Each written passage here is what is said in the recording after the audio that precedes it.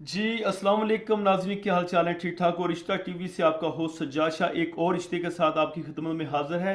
ये रिश्ता सबसे पहले आपने क्या करना, हमारी इस वीडियो को ज़्यादा से ज़्यादा लोगों में शेयर करना। हो सकता आपकी एक वीडियो शेयरिंग के साथ किसी का मसला हल हो जाए। उसके बाद आपने हमारा यूट्यूब चैनल और फेसबुक पेज को फॉलो करना है, और ताकि हर वीडियो की अपडेट आपको मिलती रहे। ये रिश्ता है लड़की का। लड़की की उम्र जो है वो 21 साल है। कश्मीरी बट इनकी कास्ट है।